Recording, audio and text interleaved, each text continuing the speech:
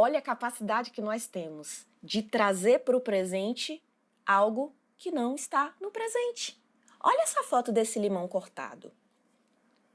Eu não sei se você gosta de limão, eu particularmente gosto de água com limão espremido, mas via de regra o limão ele tem um gosto azedo, né? Então agora pega uma banda desse limão cortado aí, de uma forma imaginária, e esse limão tem bastante caldo. E você vai espremer esse limão na língua. Espreme bastante, sente aí o cheiro do sumo desse limão e agora saboreia. Saboreia esse limão e sente esse gostinho azedo que ele tem. E eu acredito que muitos de vocês estão fazendo essa careta aí, que tá na imagem. Por que você está fazendo essa careta se não tem limão nenhum aí com você? Tem gente que diz até, nossa, eu fui capaz de sentir o gosto do limão. Eu aqui, enquanto estava falando, é como se eu estivesse sentindo o cheiro do limão, que para mim é um estímulo reforçador, eu gosto. Para algumas pessoas não é. Então você já estava respondendo à função que o limão tem para você, sem que o limão estivesse presente. Olha como isso é poderoso. Por que que o nome da aula é o poder da linguagem?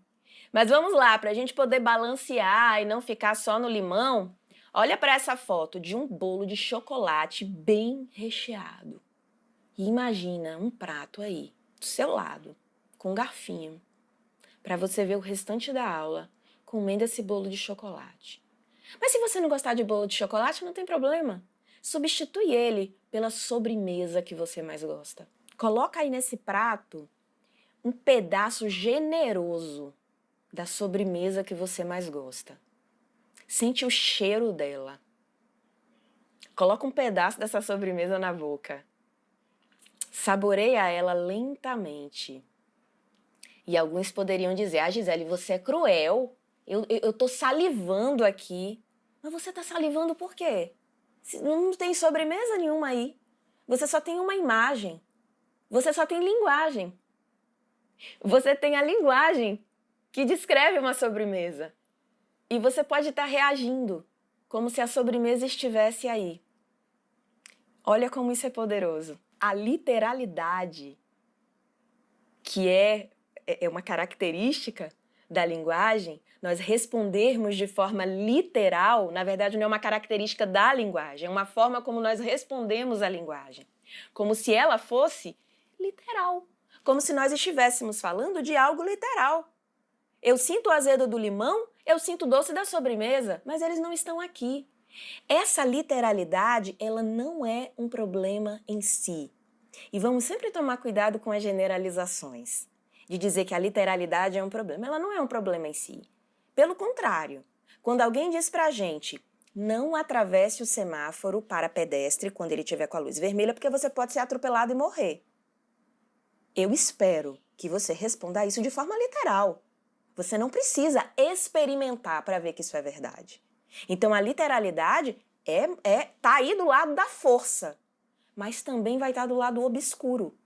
Porque eu também vou responder literalmente a alguma coisa que não é real. Como, por exemplo, a cliente que diz eu sou um fracasso. Ela está respondendo como se ela de fato fosse um fracasso.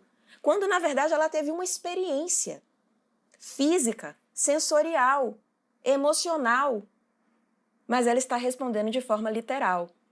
Então, a literalidade se torna um problema quando a vida é controlada por ela. E vamos fazer um exercício aqui. Eu vou pedir aqui para Tiago me dar um pedaço de papel. E pega você também aí um pedaço de papel. Pode ir lá que eu vou te esperar. Pegou seu pedacinho de papel? Pode ser pequeno, inclusive. Não tem problema, não. Que significado tem pra você esse pedaço de papel? Eu gostaria que Tiago tivesse trazido uma folha em branco pra mim, pra que tivesse significado nenhum. Mas ele trouxe uma folha com anotações. Então, eu vou dizer pra você que tem um significado aqui pra mim de organização, porque nessa folha aqui tá organizado as próximas tarefas que eu preciso fazer pra esse curso. Nós vamos amassar. Pode amassar, bastante força. Amassa com força. Amassa esse papel. Pode ter sido um pedacinho para você não gastar uma folha inteira. Um pedacinho do caderno. Amassa com força. Amassou? Agora, veja aí no seu WhatsApp que vai chegar a seguinte notícia. Cientistas descobriram que quando nós amassamos uma folha de papel com bastante força, ela é capaz de liberar um veneno fatal. Calma, que é fake news. Eu deveria ter dado mais um tempo aqui, né? Para você olhar e dizer, não tem lógica, mas como assim? O que Gisele tá falando? Mas se eu falasse isso aqui de uma forma séria e desse um tempo para você responder a isso, que função essa bolinha de papel teria para você? Por mais que você seja uma pessoa esclarecida e pense, óbvio, uma folha de papel, mas, cientistas falaram isso? Até você descobrir que é fake news? Que função que essa folhinha de papel? Por via das dúvidas, a gente deixa ela longe, digamos. Era um outro estímulo, tinha uma outra função para mim. Mas a linguagem trouxe para ela uma função aversiva. E essa questão de transformação de função a partir da linguagem faz parte desse lado obscuro dela. Claro que também pode estar presente no lado da força, mas vai ser um grande problema quando essas funções aversivas são derivadas a partir da linguagem. O que trouxe uma função aversiva de forma problemática para cliente que teve um pico de ansiedade não foi o pico de ansiedade, que por si só não é bom, é ruim de se ter, mas foi todos os significados que foram dados a ele depois. E aí nós vemos essa imagem de alguém que está sentindo medo, e esse alguém poderia ser a gente, esse alguém poderia ser Gisele. Nas primeiras gravações, nós estamos nas primeiras gravações, mas a primeira e a segunda aula eu tive muito mais medo e quando eu decidi fazer esse curso eu tive muito medo. Mas a gente não está lidando só com o medo do tamanho que ele é, com as sensações físicas que ele traz, com talvez as memórias que ele traga de alguma coisa difícil, que deu errado na nossa vida e que por isso a gente tem medo de acontecer de novo. Nós vamos lidar com o significado que meus pensamentos vão dar para esse medo. De que novamente eu estou sentindo isso, eu preciso parar de sentir medo, só eu que sinto isso, eu sou fraco mesmo, isso nunca vai passar, eu tô com medo porque eu não sou capaz, o que é que vão pensar de mim, eu sou um fracasso, etc, etc. É infinito. É infinito. E aí eu não estou lidando só com medo. Eu vou lidando com os significados desse medo. Para trazer isso para um exemplo do dia a dia, um dia comum na vida de vocês, um dia em que algo te trouxe uma maior preocupação, ou que você precisava fazer um planejamento, ou quem sabe você estava pensando sobre um trabalho da faculdade, para quem está na faculdade, ou você estava pensando sobre um trabalho da pós, ou sobre um caso clínico que você está atendendo, ou sobre um boleto que precisava pagar e que você ainda não estava com a grana para ele. Situações que acontecem no nosso dia a dia. E eu vou te fazer umas perguntas sobre esse dia. Talvez você possa lembrar de um dia mais recente, de um dia que foi essa semana que você está vivendo e que foi um dia um pouco mais intenso emocionalmente para você. E eu quero te perguntar onde você passou a maior parte do seu dia. Se foi na sua mente ou se foi na sua vida. Como assim, Gisele? Quando você acordou, você lembra o gosto do café que você tomou? Ou do suco que você bebeu? Você estava consciente que você estava se alimentando? Você sentiu o cheiro desse alimento? Você percebeu quem também já tinha acordado na casa? Ou se você mora sozinho, você percebeu como é que estava o tempo lá fora? Se tinha sol, chuva, como é que estava o clima? A temperatura que estava naquele momento? Como é que estava o seu corpo? Como você acordou? se você acordou descansada realmente, se foi um sono restaurador, ou se de repente você acordou sentindo dores. Como é que você estava respirando nesse momento? Se era uma respiração mais rápida, de ansiedade, ou se você respirou profundamente, sentindo essa respiração. E vamos pular para a hora do almoço. Como é que foi? Não sei se você almoçou fora, ou se você pediu comida, ou se você fez a comida em casa. Como é que foi esse momento aí da alimentação? Você lembra do que tinha no seu prato? Você lembra do sabor desse alimento? Você lembra de ter interagido com pessoas? As pessoas que importam para você estavam aonde nesse dia? As coisas que importam para você, elas estavam em que lugar nesse dia? E no momento desse dia que foi mais difícil para você, em que talvez você até chorou, você se emocionou, você sentiu uma dor profunda, aonde você estava?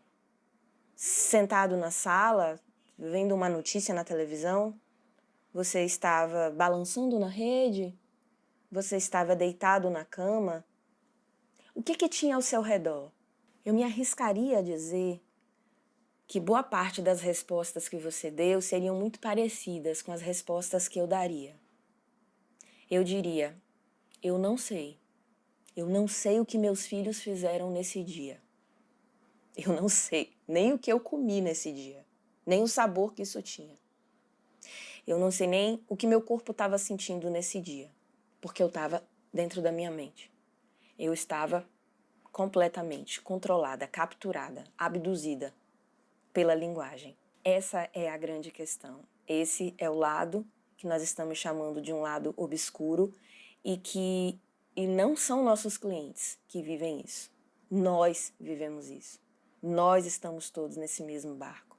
Nós temos práticas culturais que vão nos incentivar a isso. Nós temos uma mente primitiva que trabalha para garantir nossa sobrevivência. Nós temos uma história de vida que vai nos trazer regras de como nós deveríamos agir. E diante disso, nós vamos criticar, planejar, julgar e vamos fazer todo o uso que a linguagem permite. Não só para coisas úteis, mas também para vivermos dias que no fim das contas a gente vai olhar e vai dizer: o que foi mesmo que eu fiz? O quão útil isso foi para a vida que eu quero viver? E nós vamos perceber que nós ficamos presos nesse emaranhado de palavras, de pensamentos. E enquanto terapeutas, e também na nossa vida pessoal, nós podemos utilizar a linguagem para esse lado de luz, esse lado da força. E se eu falar para você, te fazer um convite para, encerrando essa aula, você parar um pouco e respirar profundamente, sentindo essa respiração e observar um pouco o que tem ao seu redor aí. Aonde você está sentado, qual é a textura aí desse lugar que você está sentado, qual a sensação que você vai estar quando essa aula terminar, dá um nome para essa sensação. Se tiver um copo de água do seu lado, dá um gole nessa água e saborear e perceber como que vai ser a experiência de beber essa água. Eu posso te convidar para entrar um pouco na sua vida assim que essa aula terminar. E te convidar também para lembrar quem são as pessoas que importam para você e que você poderia fazer agora contato com uma delas, seja através de mensagem. Se ela estiver na mesma casa que você pode ir lá dar um abraço nela, dizer uma palavra afirmativa para ela. Você pode também, talvez, entrar em contato com alguma coisa que você está procrastinando e que é importante para você e que talvez vai te trazer um sentimento indesejado, mas que está relacionado a algo que é importante. E isso aqui que eu estou fazendo é uma recontextualização. E eu estou utilizando a linguagem para fazer isso. Então, nós podemos utilizar essa mesma linguagem para recontextualizar e para convidar nossos clientes a se apropriarem, a serem protagonistas da própria vida, do momento presente, do aqui e agora, de quem eles realmente querem ser. E nós podemos utilizar também essa linguagem para o nosso autoconhecimento. E em alguns momentos ao longo desse curso eu vou fazer esses convites aqui. E eu vou te desafiar para a gente não só entender, mas para a gente sentir o poder que a linguagem pode ter. A impressão que eu tenho quando a gente entende essa forma que a linguagem funciona, e talvez para alguns de vocês isso já fosse mais claro, talvez você já tivesse estudado isso, mas a sensação que eu tive quando eu me deparei com isso pela primeira vez é como se eu estivesse saindo da Matrix. Eu não sei quantos viram aquele filme Matrix, é como se eu tivesse vivido da Matrix achando que era aquela vida, né, que tinha para mim, e quando eu percebi esse poder que a linguagem tem e o quanto que ela me controla, é como se tivesse uma porta para entrar na vida real. E que não necessariamente eu passei por essa porta e nunca mais voltei para a Matrix. Esquece isso, isso não vai acontecer. Mas a gente ganha a possibilidade, a liberdade de poder viver isso, de poder passar por essa porta e entrar na nossa vida real. E eu arrisco dizer que esse curso aqui, ele não é para sua clínica. Calma, ele não é para sua clínica em primeiro lugar. Ele é para sua vida. Porque se a gente não recontextualiza o que nós estamos vivendo a partir desse conhecimento que a gente está adquirindo, eu acho que vai ser difícil a gente levar isso para a prática clínica. Então, o grande poder que esse conhecimento tem é de nos permitir, através do autoconhecimento, olharmos para a nossa vida pessoal e não só levar para a nossa clínica, mas olharmos para a nossa vida pessoal e perceber que isso não é só teoria. Isso pode ser algo que eu vou experimentar e que vai tornar a minha vida muito mais plena e significativa. Te vejo na aula sobre a introdução à ACT. Nós já estamos falando de ACT o tempo todo aqui, mas na aula em que nós vamos falar dos 6 processos, das 6 habilidades e do hexágono de flexibilidade psicológica. Vamos lembrar muito do que nós falamos nessa aula, mas lá a gente vai dar muito mais exemplos clínicos e entender a proposta da ACT como ela é trazida de verdade. Até essa próxima aula!